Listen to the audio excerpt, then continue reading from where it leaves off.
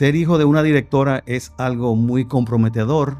Nosotros no tuvimos ningún privilegio. Al contrario, tuvimos un privilegio.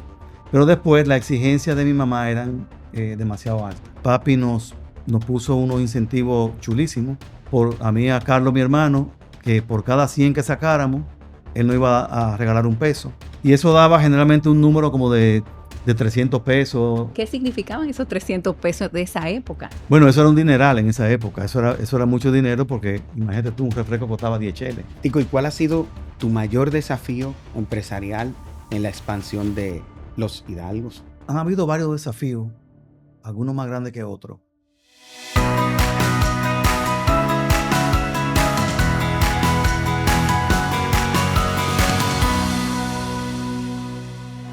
Bienvenidos a Doctor Podcast, historias que sanan, historias inspiradoras, historias de valor, historias que construyen y que dejan un legado. Amigos Doctor Podcast, ciertamente hoy contamos con un invitado muy especial. Es un empresario dominicano, padre de familia, esposo, fiel creyente. Es un empresario que tiene una trayectoria de éxito. Aunque no es médico, está muy ligado al sector salud. Hoy contamos con la presencia de Ernesto Martínez, fundador de Farmacias Los Hidalgos. Bienvenido, Ernesto. Bueno, muchas gracias por la invitación y para mí es un honor compartir este asiento con tantas personas con las cuales yo admiro, que conozco y que para mí son un modelo a seguir. O sea que muchas gracias por este privilegio de estar aquí. Ernesto, con tu permiso, nosotros quisiéramos llamarte como todo el mundo te llama, Tico, cariñosamente. Sí. Yo de ahora en adelante, con ese nombre. De ahora en adelante conversamos con Tico. Sí. ¿Quién es Tico? Bueno, Tico es un ser común y corriente, yo diría, que sí se ha encontrado con sí mismo, sabe lo que quiere, es una persona, yo te diría que muy auténtica y que vive muy en el presente, sabiendo lo que quiere hacer y siguiendo sus principios y valores. Esos principios y valores, Tico, vienen sembrados por tus padres, por tu papá y por tu mamá. Cuéntanos un poquito sobre ellos, sobre la trayectoria de tu padre y la influencia de tu madre en tu vida. Pues sí, yo vengo de un hogar, yo te diría que de mucha fe, sobre todo porque mi mamá se cría en un hogar donde su mamá, mi abuela, que era de origen protestante originalmente, por ella ser de origen danés, entonces en esa casa se leía la Biblia, cosa que no era muy común en esa época. Entonces mami es una mujer de fe y pues por tanto nos lleva a esa fe. Mamá Julia, Julia G. Madsen, mi abuela, era protestante pero se convierte al catolicismo.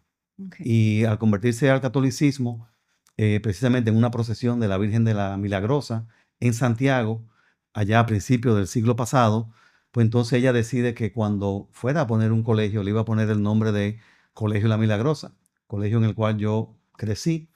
Y esos valores cristianos y esos valores de ética, de integridad, pues lo conocí a través de mi abuela, a través del colegio, a través de mi mamá.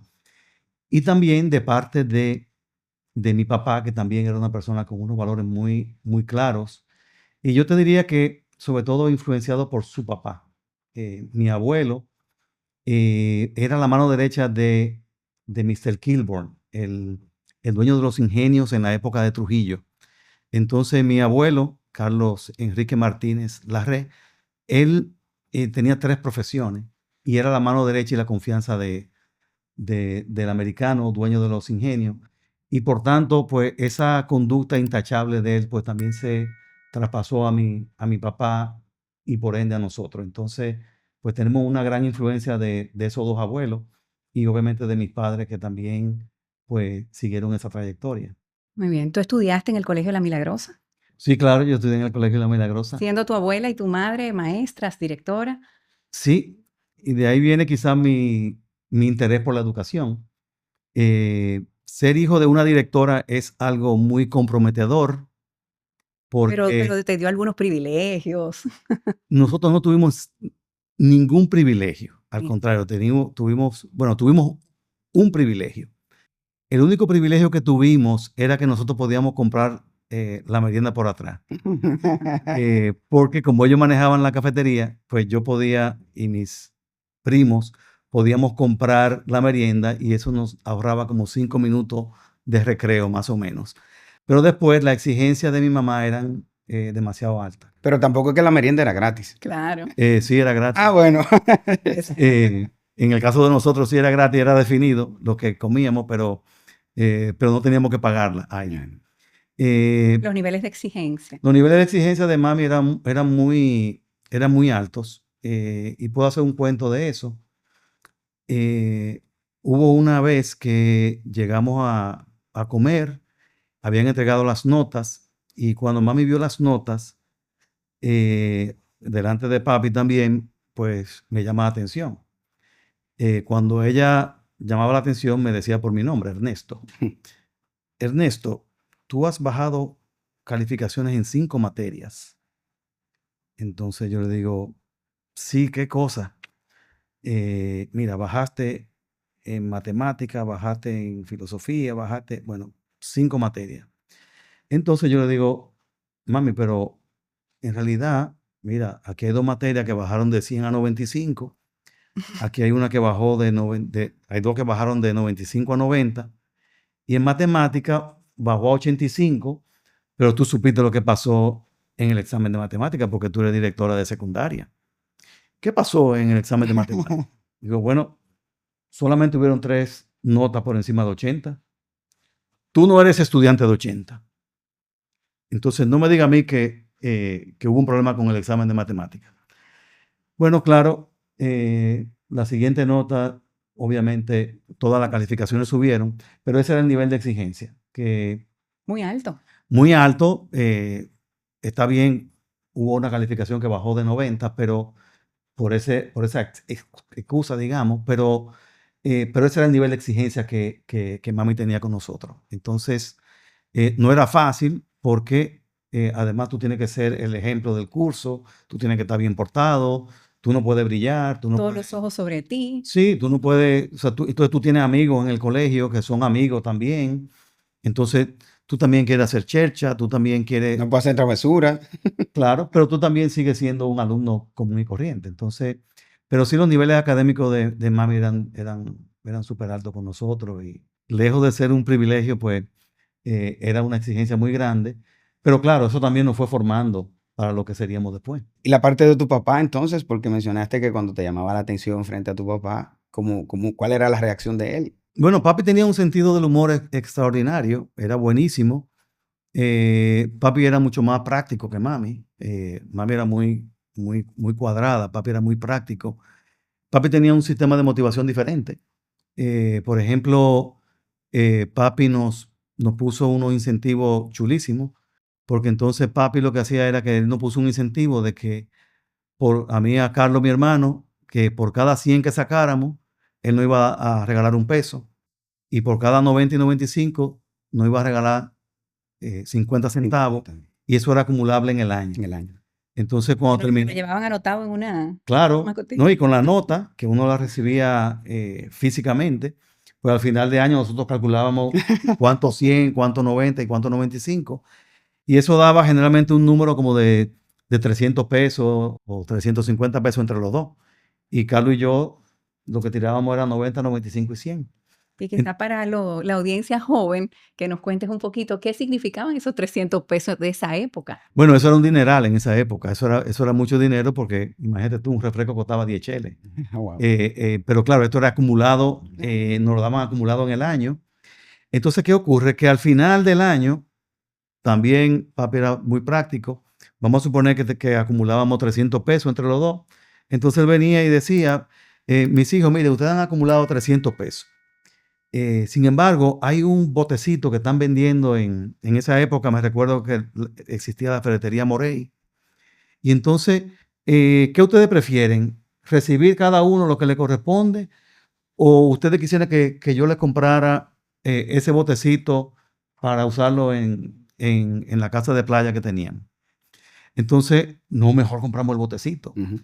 Entonces, claro, él multiplicaba el incentivo que nos había calculado, pero al mismo tiempo nosotros sentíamos que nos los habíamos ganado. Claro. O sea, que no era un regalo, sino que nosotros habíamos sudado el año entero para ganarnos ese bote. Y había un Entonces, bien colectivo. y había un bien colectivo. Entonces, en ese sentido, pues papi nos motivaba de una manera muy, muy especial.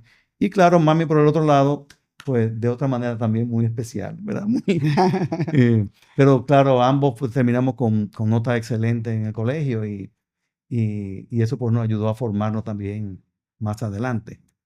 No, Tico, y una linda enseñanza a temprana edad, porque te está enseñando a cuidar tus finanzas y a proyectarte en el futuro y a que las cosas no son gratis, se ganan. Me imagino que eso sirvió muchísimo en tu trayectoria, o ha servido muchísimo en tu trayectoria profesional para llevar las empresas que tienes a donde se encuentran el día de hoy. Que Sí, sabemos que tu papá en el 84 es cuando adquiere la primera farmacia. Él viene del área de ingeniería y le decían la pantera. Queremos saber un poquito de qué significa la pantera para ti. sí. Bueno, la Pantera es un personaje que a pesar de que no está con nosotros físicamente, yo lo recuerdo todos y cada uno de los días de mi existencia porque él marcó mucho, no solamente su presencia en la empresa nuestra, sino también a nivel personal. Papi era una persona extremadamente optimista. Él sí le decía Pantera a todo el mundo, incluyendo a nosotros mismos, nos decía Pantera. Pantera, ¿qué hubo? ¿Cómo te sientes? O sea que no era que lo usaba ni de relajo, sino que a nosotros mismos nos decía Pantera. Ujú. Y a todo el mundo le decía Pantera. Pero papi fue una persona extraordinaria. Y quizá aquí viene una enseñanza, porque yo estoy aquí gracias al optimismo de mi papá. La persona más optimista que yo conozco o he conocido y me ayudó a mí a ser optimista. Yo recuerdo que meses antes de nosotros, de papi comprar la farmacia, Mm. la situación económica del país en los años, los años 83, principios del 84, ya yo era estudiante de términos de economía y el país pasó por una crisis económica extraordinaria. Entonces, ya tú sabes, nosotros estudiantes de economía, ya tú sabes, teorizando, con muchísima filosofando, nosotros tuvimos profesores buenísimos. Entonces, para los economistas es chulo hablar de economía porque uno entiende lo que está pasando. Entonces, yo venía con toda esta teoría, a decirle a papi lo difícil que estaba la situación y el impacto que tenía en el negocio original de la familia, que es International Trading Company, que Ujú. fue el negocio original que papi fundó en el año 1966, una empresa exitosa del área industrial, Ujú. importadora y proveedora de servicios a las áreas industriales, tanto a la minería, a la industria azucarera, cementera, entre otras. Entonces, era muy difícil la situación económica. Entonces, el dólar subiendo, nosotros debíamos dinero en dólares, lo que nos debían a nosotros era en pesos. Ujú. Mientras más subía el dólar, más debíamos en Sí, pesos, claro. menos dólares era lo que nos debían a nosotros en pesos. Bueno, era una situación bien, bien difícil. Yo le presentaba un panorama tétrico. Y entonces, papi me dice, inteligentemente, como nosotros veíamos muchas gráficas en economía, me dice, Pantera, ¿tú has visto esa gráfica que hacen así? Y entonces yo digo, sí, claro.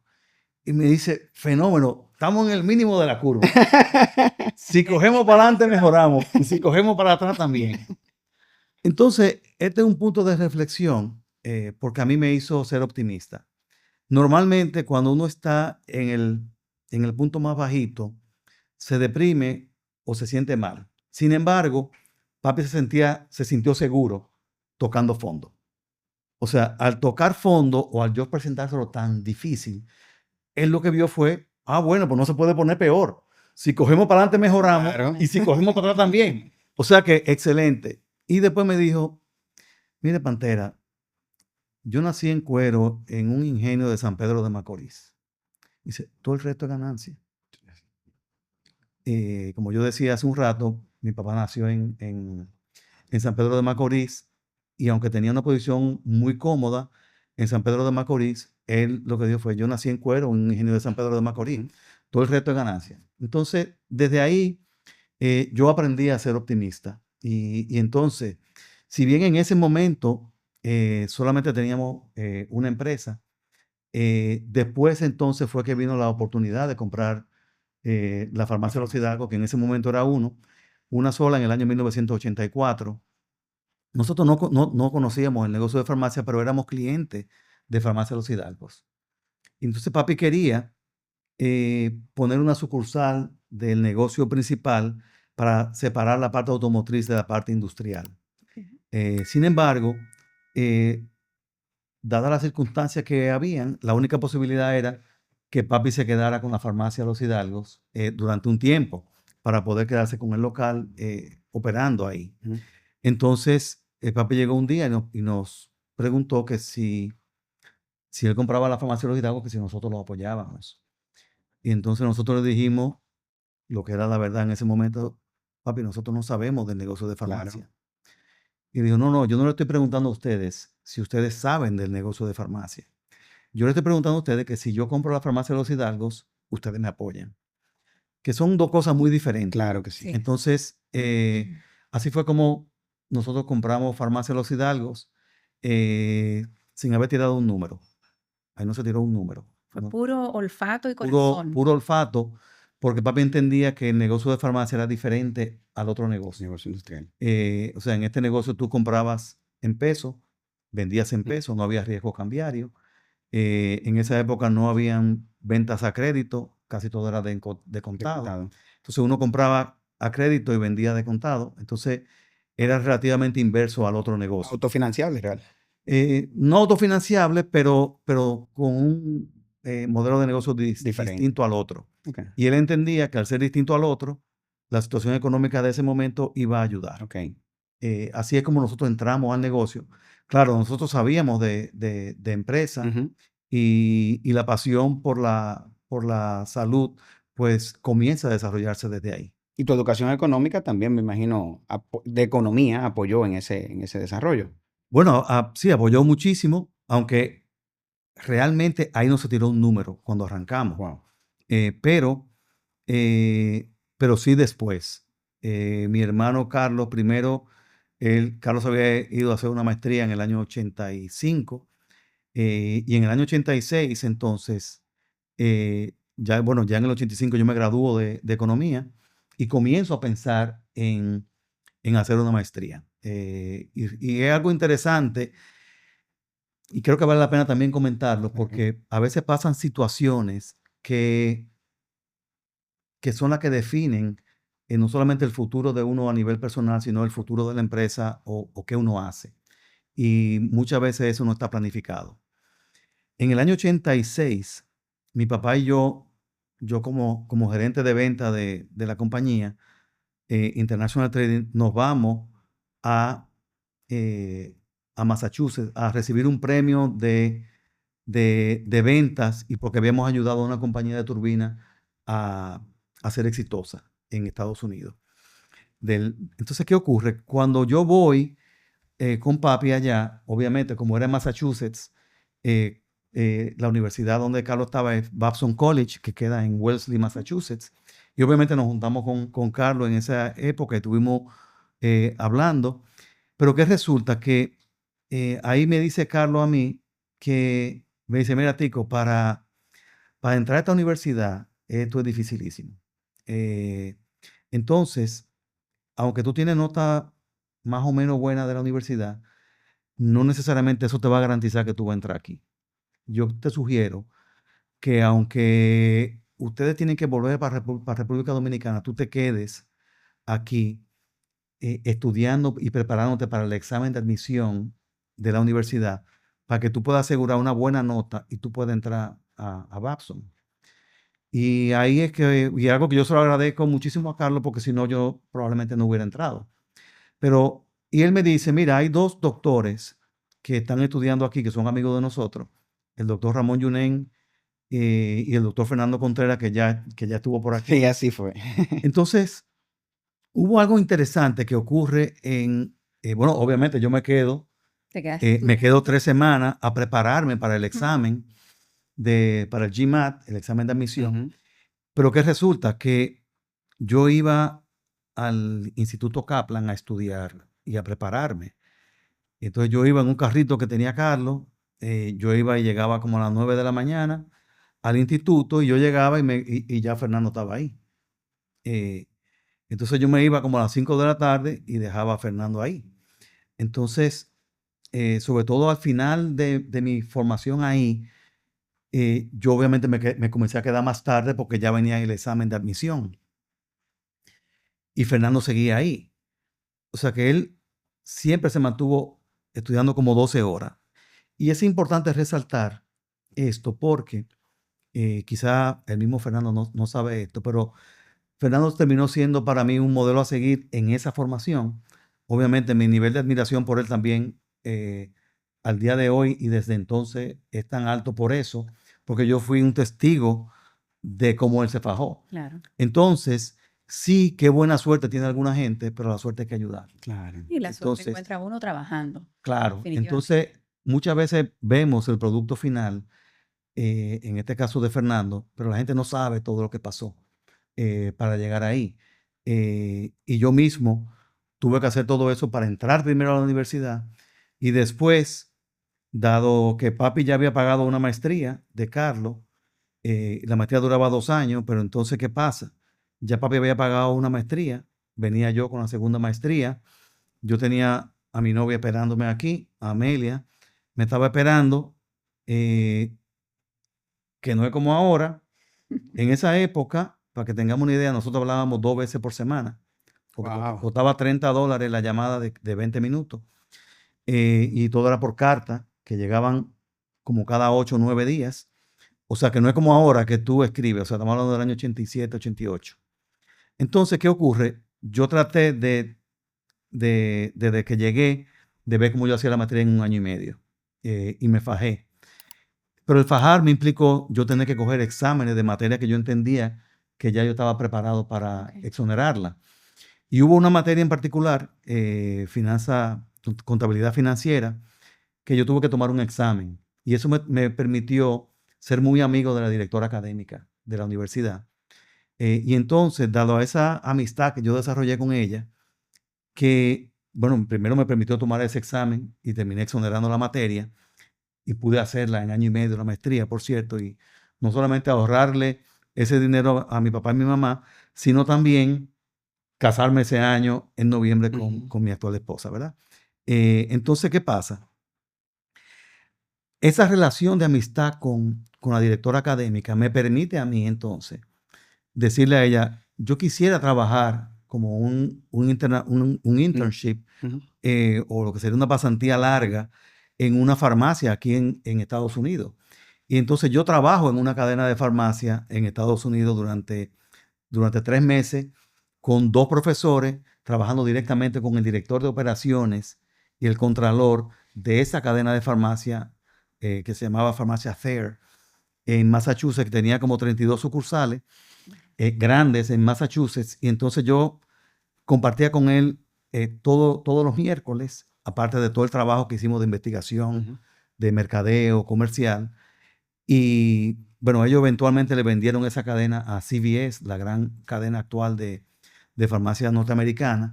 Pero entonces, claro, cuando yo vengo ya en el año 88 graduado, ya yo vengo con la visión de cadena. Claro. Y entonces, de ahí entonces surge, sí, ya comienza a gestarse lo que es cadena de farmacia Los Hidalgos en el año 88, que abrimos la primera sucursal en ese año. La segunda sucursal fue en el año 91, y pues ahí fuimos poquito a poco avanzando. Pero se tuvo que dar todo eso Claro, y claro. toda esa fajada, digamos, original, para que entonces yo pudiera trabajar en esa cadena de farmacia con estos 2 profesores y con los ejecutivos altos de esta cadena de farmacia, para entonces yo venir con esa visión. O sea Con que, ese conocimiento, pues a implementarlo aquí en el negocio de ustedes, que fue una gran oportunidad. exactamente. Y no quiero dejar pasar el tema de Amelia, de tu esposa, cuando cuentas que con lo diferente que eran los tiempos, como también parte de las razones por las que aceleraste esos estudios fue para venir a casarte con tu novia. Háblanos un poquito de tu matrimonio, de todos los años que tienen juntos, de los Bueno, hijos. tenemos muchísimos años juntos, bueno, nos casamos en el 88. Amelia y yo, de hecho, tuvimos diferencias cuando yo me fui a hacer la maestría, porque Amelia entendía como que yo estaba listo para casarme. Las mujeres Eh, siempre pensamos eso. bueno, ya decimos la fase. Pero sobre todo por el miedo, que es una condición humana natural, tener temor. Ella tenía miedo de que la relación pudiera lastimarse estando yo fuera. ¿Válido? Y yo también, pero en mi caso yo estaba aficiado de ella eh, y yo asumo que ella también. Te respondía las cartas. Sí, no, ella mandaba más cartas que yo. Bueno. Entonces, ella me mandaba una carta casi diario. Claro. Y inclusive le metía muchísimas cosas adentro, corazoncito y cosas. Y más de una vez yo abrí la carta porque ya tú sabes, yo abría la carta cuando yo iba a buscar la buzón. carta y entonces la abría en el carro. Entonces, más de una vez, pues, se cayeron todos esos corazones en Qué el carro. belleza, qué belleza. Pero para que tú tengas una idea de cómo eran y para que la gente vea cómo si el amor se mantiene en el tiempo. Yo hacía una compra semanal en el supermercado que costaba entre 30 y $35. Ese era mi presupuesto de De alimento, de de alimento, gasto. ¿verdad? Pero ¿qué resulta? Que la llamada de 15 o 20 minutos costaba más o menos eso Wow. en esa época. Entonces Amelia, bien astuta, ella lo que hacía era que una que otra semana se iba a casa de mi papá y mi mamá a saludarlo. Entonces cuando lo iban a saludar, entonces, ay, pero ¿por qué no llamamos a ti? Entonces, pero sí fue una inversión, o sea, porque nos costaba, yo llamaba los miércoles y ella me llamaba los sábados, o sea, fue una inversión grandísima. De hecho, después de alimentación, el presupuesto más grande era el de llamada telefónica. Y a ella también le llamaron la atención su papá y su mamá, oye, tú estás gastando mucho en llamadas. Y ella también decía, bueno, pero estoy invirtiendo en el muchacho. Entonces, pero hago el comentario porque ahora se habla y ahora hay más gente que va afuera a estudiar y lo ven como difícil mantener la relación, pero ahora tú o escribes de una vez, o sea, cuando O tú mencionas videollamada. la gente de escribir una carta, no, tú por el teléfono te comunicas. Yo, de hecho, mis hijos se fueron a estudiar afuera también y tengo un hijo que vive fuera también ahora y nos comunicamos por el teléfono con video. Entonces, ahora es mucho más fácil. Ujú. Pero sí, Amelia pues fue mi principal motivación para, para mis estudios de maestría y venir. Y a través de los años mi principal motivación ha sido también pues ella y obviamente después los hijos. Y ya ahora pues junto con mis nueras pues también ya tenemos dos nietos, un nieto y una nieta y otra nieta en camino. O sea que estamos entrando en una etapa, Está creciendo la está familia. creciendo la familia. Gracias a Dios. Pero gracias a Dios ese es nuestro gran tesoro y yo te diría que lo más importante para nosotros como familia y como personas.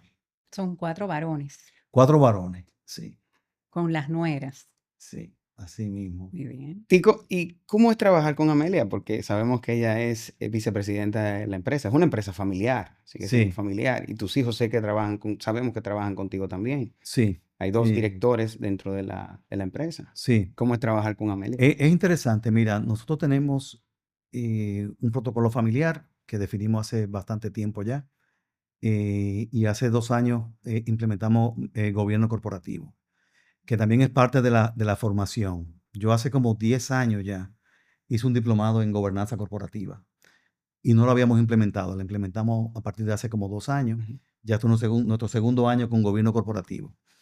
Eso implica que tú puedas separar claramente la persona del personaje.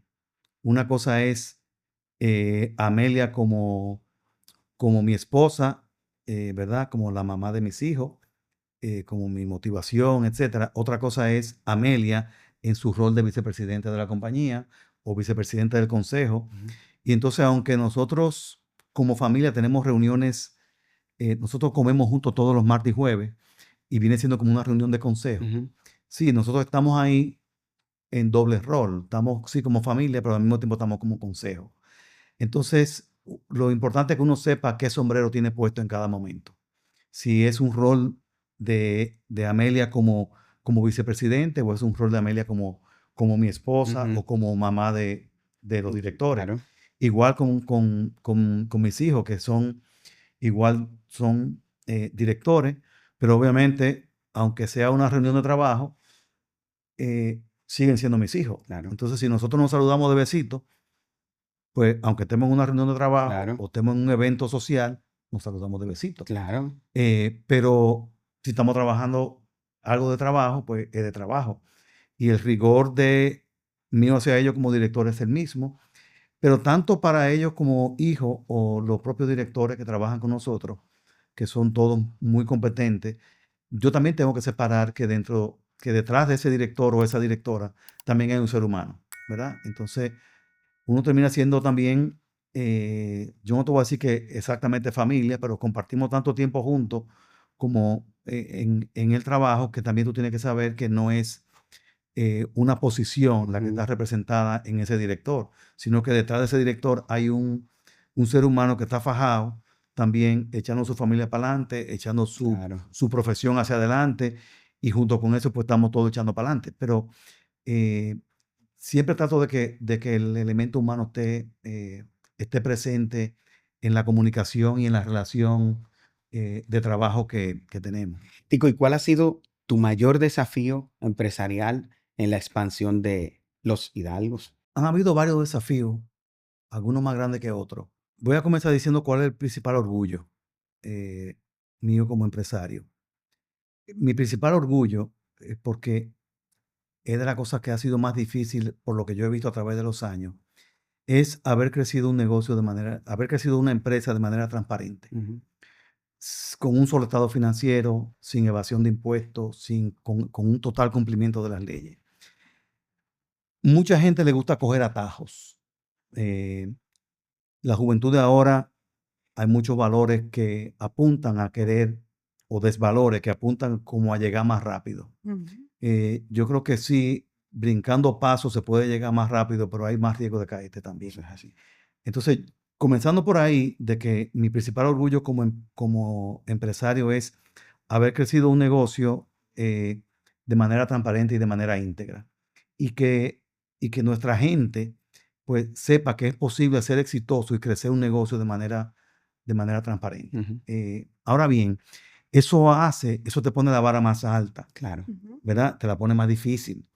Entonces, ¿por qué? Bueno, porque pagar más impuestos es más difícil que pagar menos. Claro. Entonces, si tú pagas menos impuestos evadiendo, pues es más fácil crecer, pero igual más riesgo. Ujú. Entonces, para nosotros siempre ha sido muy difícil eso. En el año 2001 hubo una reforma fiscal que implementó un impuesto a la venta que se convertía en impuesto mínimo. Y ese fue el momento de crisis más grande que tuvimos, porque nosotros teníamos varias empresas en ese momento. Y había una empresa que compraba como distribuidora y le vendía, en ese momento habían como 4 farmacias solamente, 4 o 5 farmacias. Entonces, cuando fuimos a impuestos internos, a decirle, mira, la industria farmacéutica tiene márgenes regulados, eh, este anticipo como impuesto mínimo no es posible, porque yo no puedo transferirlo Ujú. hacia adelante. Y en ese caso, no solamente era un 1,5, o sea, la empresa necesitaba una rentabilidad de 6% para que ese 1,5 fuera el 25% de impuestos, que era lo que había en ese momento. Pero en el caso nuestro, ya eso de por sí es un reto. Ujú. Muy pocos años nosotros hemos llegado a esa rentabilidad, por lo mismo de los márgenes regulados. Claro. Sí. Entonces, en el caso de nosotros era más difícil porque como había una empresa que compraba para aprovechar los volúmenes, había que pagar un 1,5 en esa y un 1,5 en la otra. Wow. Entonces, había que tener como cadena, había que tener un 12% de rentabilidad, lo cual era imposible. Ujú. Entonces, ahí nosotros tuvimos prácticamente que, bueno, terminamos cerrando esas empresas y fue un momento de una crisis grandísima. Y aquí viene otro aprendizaje. Eh, lo primero es que la familia te apoya mucho y hay frases de batalla que te tienen que mantener. Yo había aprendido mucho en la materia de finanzas corporativa en Estados Unidos, de qué hacer cuando hay una situación financiera con problemas.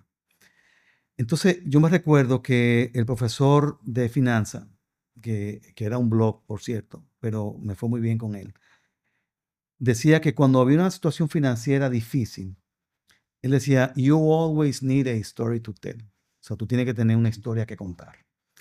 Entonces, en ese momento, yo lo que dije fue, bueno, yo tengo que contarle mi historia a mis principales proveedores. Entonces yo fui a hablar con todos los proveedores importantes y le dije, mira, me está pasando esta situación difícil de nosotros pagar entre 30 y 45 días, 60 días, habíamos comenzado a atrasarnos por un tema de la dificultad logística y lo que implicó esa reforma tributaria que por poco quebramos en esa época, eh, por no evadir el impuesto, Ujú. precisamente, porque pudimos habernos hecho de la vista gorda, Claro. ¿verdad? Pero por cumplir con eso, eh, por poco quebramos. Entonces, pero el hecho de no haber quebrado te dice que haciendo la cosa bien hecha tú puedes Se echar para puede adelante. hacer. Entonces yo fui a hablar con todos los... Uno dura un poquito más en Sí, tú hacerla, duras más en hacerlo, pero pero eso nos hizo más fuerte y mucho mejor por lo que voy a contar a continuación. Al hacer eso, yo me reúno con todos los suplidores y le digo, mira, necesito que me ayuden. Y todos nos ayudaron. Y me dice, Tico, ¿qué tú necesitas? Digo, bueno, que no me corten los despachos. Ningún suplidor nos cortó los despachos. Y de hecho nos dejaron los descuentos de pronto pago, aun cuando nos habíamos atrasado. Entonces, pero esa crisis que nos agarra en el 2001 nos preparó entonces para que cuando llegó la crisis grande del 2003, entonces, como ya habíamos pasado esta crisis, Ujú. para nosotros 2003 2004 fueron de los mejores años de la historia. Entonces, pero ese fue el momento más difícil. Y aquí viene una frase de batalla que me ayudó allá y después también en otros momentos difíciles de frase de batalla de mami, que todavía hoy en día yo la uso, que es la siguiente. eh, una vez yo a punto de tirar la toalla, me dice mami, me dice, Tico, la fortaleza del buque la mide la intensidad del huracán. Tú estás preparado para resistir ese huracán. Tú estás preparado para echar adelante. Vamos a tirar para adelante. Para mí eso me dio muchísima confianza. Todavía hoy día yo la recuerdo y me emociono porque en esos momentos difíciles a veces una frase o una comunicación es lo que tú necesitas para salir adelante. Eh, la gente, como yo decía ahorita, ve el producto terminado, pero no sabe lo que se ha pasado. Claro. La gente no sabe lo que ha tenido que soportar el buque para poder salir adelante en medio de la y las tormenta. tempestades. Entonces, no se puede ver solamente lo que hay hoy, sino también ver todo lo que ha pasado y todo lo que hemos pasado para poder llegar ahí. Pero sí, como ese han habido muchos momentos difíciles que gracias a Dios y a tanta gente que nos acompaña y nos ha acompañado durante tanto tiempo, pues hemos podido superar. ¿Qué mensaje le quieres dejar a esos emprendedores que están empezando ahora jóvenes después de tú haber vivido toda esa transición y encontrarte donde te encuentras en una carrera exitosa? Yo creo que hay que encontrar su pasión. Tú tienes que encontrar tu pasión. Es verdad que dentro de las cosas que uno hace y para ser exitoso, a ti te tiene que gustar lo que tú haces. Si no te gusta, tú vas a trabajar. Eso es correcto. Entonces, trabajar 8 horas es muy difícil. En mi caso, yo trabajo muchísimas horas. eh, ha habido mucho sacrificio, pero como yo disfruto lo que hago, pues eso me ha ayudado ¿verdad? A salir adelante. Hay cosas que no te gustan de lo que tú haces que también tienes que hacer, pero a los jóvenes que sepan que la pasión es lo que más te va a mover. Si tú eres bueno en algo, sigue tu sueño, persigue tu sueño, cáele atrás a eso. Se te van a dar las circunstancias y llámale Dios, llámale universo, llámale como tú quieras llamarle, pero sigue tu pasión, sigue tu sueño, que eh, con fe nada es imposible de alcanzar. A propósito justamente de ese mensaje, Tico, la fe ha jugado un rol fundamental en tu vida. Tú eres un hombre de fe. Háblanos un poquito de eso, de qué tú haces, cómo formas parte del movimiento Juan 23, qué es ese movimiento y qué significa en tu vida, en tu familia y en el ejercicio de tu profesión. Bueno, fíjate, yo tuve la oportunidad bueno, yo soy miembro fundador del Centro Juan 23, una iniciativa que fundó el padre José Antonio Esquivel y que todavía hoy perdura en el tiempo. Yo, al ser fundador del centro y del primer núcleo, del núcleo Juan Pablo Duarte, pues fui un testigo de excepción de lo que se puede hacer cuando hay fe. En ese sentido tengo dos experiencias extraordinarias. La primera experiencia del centro es que hubo una iniciativa de uno de los miembros de Juan 23 que tenía que ver con la educación. Primero, habíamos trabajado mucho la educación. Y entonces, el padre José Antonio Esquivel es el ideólogo y la mente maestra detrás del Pacto por la Educación. Ujú. Fue José Antonio Esquivel. Correcto, es así. En casa de José Antonio Esquivel fue que se gestó el Pacto por la Educación, que incluyó Marcha Verde, Marcha por la Educación. La educación. Pero la mente maestra detrás de la Marcha por la Educación y del 4% se gestó con el padre Esquivel. Al yo ser tan cercano del padre Esquivel, yo fui de sus hijos favoritos, yo creo. Él tenía muchos hijos, Tenía muchos. pero yo sé que yo era de sus favoritos. Entonces, pasaron varias cosas. Resulta que el pacto había que presentárselo a todos los candidatos políticos. Entonces, el miembro de la cúpula empresarial de ese momento estaba de viaje.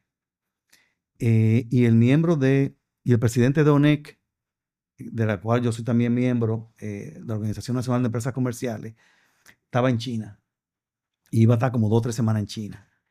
Entonces, Esquivel me dice, Tico, a ti te va a tocar presentar el pacto por la educación a los candidatos. Entonces, en esa presentación, había una presentación que hacía el sector empresarial, los sindicatos, el ADP y la parte educativa. Grandes personajes hicieron la presentación de cada uno de esos, de la visión de cada uno. A mí me tocó presentar la parte empresarial y por qué había que invertir el 4% en la educación. Entonces me tocó presentarle el pacto al presidente Hipólito Mejía en ese momento, al candidato Danilo Medina, a Eduardo Estrella, a Max Puig, a todos los que fueron candidatos, y eventualmente se firma el pacto. Entonces yo fui testigo de excepción de ese proceso. Sí tengo que lamentar que el pacto tenía 2 fases. Esa primera fase, la segunda fase era la supervisión y la ejecución, y lamentablemente esa fase no ha sido ejecutada de manera exitosa y por eso el 4% todavía al día de hoy tiene muchas oportunidades. Yo espero que eso, pues que ahora se pueda lograr. Y hay otro dato que desde el punto de vista gremial es de lo que más satisfacción me da y quizás con eso yo pudiera hasta morirme por el aporte. Una iniciativa que surge del Centro Juan 23, que tiene que ver con educación, se junta con que habían varios miembros de ONEC que eran parte también del Centro Juan 23. Entonces, era que por qué la educación y la salud tenían que pagar impuestos. Entonces, desde ONEC nosotros habíamos colaborado mucho y todavía colaboramos mucho con la Dirección de Impuestos Internos, porque ONEC trata de formalizar el comercio desde su fundación. Y habíamos hecho muchas iniciativas de formalización, desde los comprobantes fiscales, bueno, muchísimas cosas de apoyo a la formalización del comercio. Pero entonces, aprovechando esa coyuntura, yo me recuerdo que entonces yo tomo una iniciativa original del Centro Juan 23, junto con la coyuntura que se da con ONEC, y yo digo, le presento en ese momento a Juan Hernández que por qué tenemos que pagar impuestos por salud y educación. Y me dice, no, pero es que salud y educación no pagan impuestos. Digo yo, sí, pagan impuestos, porque ambas son derechos y deberes constitucionales, pero todos tenemos que pagar colegio privado para poder darle educación que se supone que la provee el Estado. Y para nosotros pagar 10,000 pesos a un colegio, tenemos que ganar 13,333 para que cuando nos quiten el 25 tengamos 10,000 pesos. Entonces me dice, ¿qué ustedes proponen? Digo, bueno, que se exonere una parte de esos impuestos para que también las compañías podamos nosotros pagar desde las compañías y los asalariados puedan también justificar ese pago de educación. Y de ahí surgió una iniciativa que nosotros llevamos a una cumbre que se llamó de las Fuerzas Vivas del presidente Leonel Fernández hace muchos años. Llevamos esa iniciativa como gremio. La iniciativa fue aprobada. Después conversamos con el director jurídico de esa época, que era César Pina Toribio, y después eso se convierte en proyecto de ley y se aprueba la ley que exonera de impuestos de los gastos educativos. O sea que por esa iniciativa, durante todos esos años, los asalariados formales y las empresas pues han podido apoyar la educación, y el sector privado, y todos somos sector privado, y los empleados privados han podido beneficiarse de esa iniciativa, de lo cual nosotros fuimos protagonistas de primera línea. Entonces, esa quizás es una de las cosas que hablando de sueños, cuando comenzamos a hablar de eso, me dijeron, pero tú estás soñando con pajaritos de colores. Bueno, sí, podemos estar soñando, pero es un sueño hecho realidad. Pero se Claro. puede soñar. Que está ahí. Entonces yo creo que vale la pena soñar. Yo soy quizás muy soñador, pero también se me ha dado mucho sueño. Y he tenido esa ventaja de que muchas de las cosas que yo hago me gustan, y entonces pues le meto mucha intensidad a lo que hago. Y ciertamente eso es un impacto altamente positivo en toda la República Dominicana, eso que lograron ustedes como gremio. ¿Cuáles otros sueños tiene Tico? Bueno, yo todavía estoy joven. Yo creo Claro. que a nivel familiar todavía faltan muchas cosas por hacer. Todavía faltan varios nietos por nacer. Yo sí quisiera dejarle a mis hijos un legado de integridad, y de que ellos también tengan esa motivación interior de que quieran seguir, pues de alguna forma, pues continuando el legado que nosotros hemos ido construyendo, que sigan también ellos con su familia pues creciendo.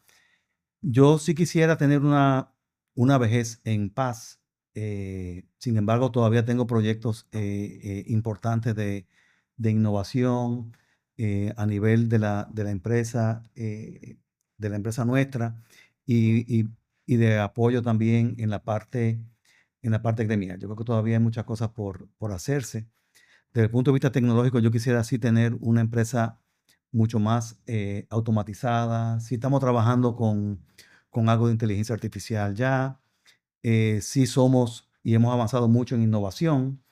Somos la única cadena de farmacia que está certificada en buenas prácticas de almacenamiento, por ejemplo. Somos la única cadena que tiene eh, doble control de fechas de vencimiento, de calidad, controles de humedad y temperatura en el centro de distribución. O sea, para nosotros la salud no tiene precio, y por eso nuestros principios y nuestros comportamientos en la parte de trabajo pues son tan exigentes. Sí, eso obviamente hay que continuar de alguna manera extendiéndolo no solamente a lo interno, sino también a la misma industria, que yo creo que también nosotros con nuestra trayectoria también podemos impactar a otros jugadores dentro de la industria, tanto la industria, cuando hablo de industria, no solamente la industria farmacéutica como proveedora, sino también la industria farmacéutica que compite con nosotros. Yo creo que también ahí hay, digamos que elementos, sobre todo lo que tienen que ver con competencia justa y leal, que yo creo que también ahí podemos incidir. Yo creo que con nuestro ejemplo podemos de alguna forma incidir en que las prácticas sean más justas y más leales. Muy bien. Ahora que hablas de justicia, nosotros tenemos pues unos testimonios, unos mensajes de tus hijos hermosos. ¿Qué nos gustaría que tú pudieras escuchar? Ujú. Aprovechando esta oportunidad, lo primero que me llega a la mente es gracias. Gracias por ser ese papá que no da respuesta, pero sí enseña cómo encontrarlas. Ese soporte cuando metemos la pata y ese líder que no se dobla. Enseñarlos que hay que hacerlo bien, aunque nadie lo haga. Y no solo decirlo, sino demostrarlo. Mantenernos siempre por el camino de la verdad y apreciando siempre lo más importante, la familia. Don Tico Martínez, o de la única forma que yo lo conozco, papi. Papi tiene muchos principios que él nos inculcó desde muy pequeños, entre los cuales el que más sobresalta para mí es la honestidad. Él siempre nos crió con ese valor, sobre todo los valores. Yo me acuerdo de chiquito, de hecho, ni me acuerdo el contexto, pero sí me acuerdo de la enseñanza que me dejó. Yo traté de, como de meterle un cuento y él obviamente se dio cuenta y como el gran padre que es, él lo que me dijo fue, José, la confianza toma años en construirse y solo segundos en destruirse. Desde ese momento, esa frase nunca me ha dejado y creo que habla grandemente de su legado y su misión como padre. A medida que voy entrando más en el negocio y en la industria, voy entendiendo mucho más todo lo que aportas y el impacto real que has tenido. Me doy cuenta de que tu verdadera grandeza no está solo en los resultados, sino en la forma en que ayudas, en cómo agregas valor y en cómo tocas la vida de tantas personas. Tú me has enseñado que el éxito no se mide solo en números, sino en cuántos corazones se impactan en el camino. Y eso es un legado inmenso. Para mí, papi es una persona completamente honesta consigo misma. ¿Por qué lo digo? Porque desde que éramos muy niños nos enseñó la importancia de una ética de trabajo seria. Nos enseñó que hacer las cosas bien es la única forma de hacerlas y también nos mostró que aunque elijamos el camino menos transitado, eso no significa que no vayamos a tener éxito. Pa, aprovechando esta oportunidad, lo primero que me llega a la mente es gracias. Gracias por ser ese papá que no da respuesta, pero sí enseña cómo encontrarlas. Ese soporte cuando metemos la pata y ese líder que no se dobla. Belleza. Bueno, gracias, Ernest, por esa palabra. Con ustedes ha sido bastante fácil, independientemente de la personalidad de cada uno y de la travesura de cada uno. Al igual que ustedes, pues yo también tuve buenos ejemplos que me precedieron. Ustedes son la motivación de eso que estamos haciendo y que estamos construyendo juntos. Yo creo que sí, no ha sido fácil. Yo creo que también la esperanza que tenemos con ustedes también es parte de lo que nos ayuda a no doblegarnos ante las tentaciones y ante las situaciones difíciles que se nos presentan, pero ustedes mismos son parte de ese soporte que me impulsan a seguir adelante y a seguir mirando el futuro con esperanza y con fe. Así que gracias. Bueno, después de esas palabras, creo que seguir conversando sería redundar. Amigos, Doctor Podcast, qué interesante este invitado el día de hoy. Qué combinación más extraordinaria de ser humano, de fe, de padre, de empresario. Y además, una persona muy comprometida socialmente por todas las iniciativas que ha impulsado en beneficio de República Dominicana. Tico, no tenemos palabras para agradecerte tu tiempo, tu transparencia y haber decidido compartir con nosotros y con todo el público de Doctor Podcast lo que ha sido llegar a donde te encuentras. No es solamente el producto final, como bien mencionaste varias veces en la entrevista, sino todo el sacrificio y toda la transformación personal y espiritual que hay que hacer para hacerlo bien. Muchísimas gracias, Tico. Bueno, muchas gracias y espero que también esto les sirva a personas que pues también se inspiren a transitar y a seguir su sueño, a seguir su pasión y que tengan el derecho de soñar y de alcanzar su sueño. Amén. Amén. Muchas gracias, Tico. Gracias por acompañarnos en esta nueva entrega de Doctor Podcast. Síganos en las redes sociales, denle like y comenten. Muchas gracias.